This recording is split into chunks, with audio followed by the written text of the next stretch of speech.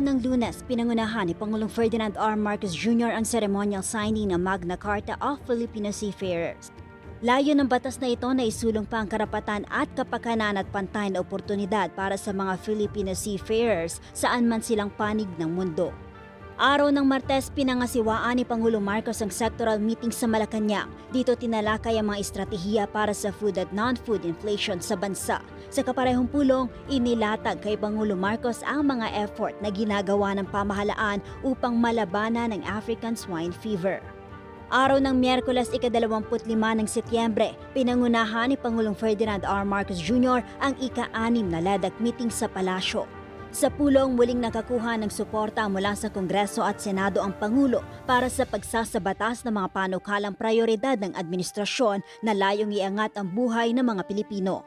Matapos nito, malugod na tinanggap ni Pangulong Marcos ang mga ambahador ng Ireland, Finland at European Union sa Palasyo. Ginamit ng Pangulo ang pagkakataon upang kilalanin ang malalim na ugnayan ng Pilipinas sa mga nabanggit na bansa sa mga nakalipas na taon.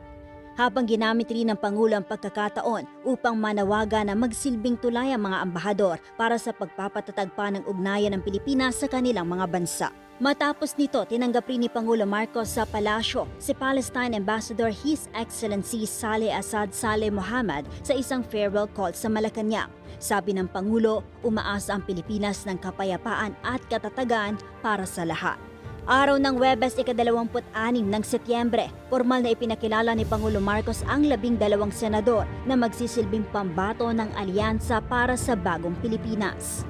Sa Alyansa para sa Bagong Pilipinas Convention sa PICC, ipinanawagan ng Pangulo sa mga ito na ipagpatuloy ang pagpapamalas ng pagiging makadiyos, makatao at makabansa sa pagsusulong ng mga advokasya ng administrasyon. Matapos nito, nilagdaan ni Pangulong Marcos sa makasaysayang Anti-Agricultural Economic Sabotage Act. Sa ilalim ng bagong batas ang agri-hoarding, smuggling at profiteering ay tutukuyin na bilang economic sabotage. Maaaring makulong ng panghabang buhay at mayroong multa na 5 beses ng halaga ng agri-product na nasabat ang parusang naghihintay sa mga masasangkot sa krimeng ito. Matapos nito, dinaluhan ni Pangulong Marcos ang ika-63 founding anniversary ng Philippine Constitution Association. Nagpasalamat ang Pangulo sa pagtataguyod at pagprotekta ng konstitusyon kasabay ng panawagan na patuloy na isulang ang demokrasya, due process, freedom of the press at iba pang karapatan ng mga Pilipino na itinatakda ng batas. Araw ng Biyernes, nagtungo sa Misamis Occidental ang Pangulo upang pasinayaan ang Pangil Bay Bridge na kukonekta sa Tubalano del Norte at Tangub City, Misamis Occidental sa Northern Mindanao. Sa pamamagitan ng higit 3.1 km project na ito, ang dating 2 oras na biyahe ay bababa na sa 7 minuto at inaasahang nasa 10,000 biyahero ang makikinabang kada araw.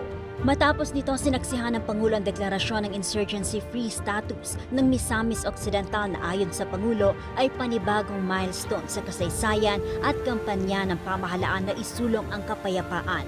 Sa kaganapan, nanawagan ng Pangulo sa mga lokal na pamahalaan sa lugar na bantayan ang kapayapaan at siguruhin na hindi na makababalik pa ang mga teroristang grupo sa probinsya. At yan ang mga aktibidad ng Pangulo ngayong linggo katuwang ang PBS Public Affairs Division Team. Ito si Racal Bayan, Radyo Pilipinas.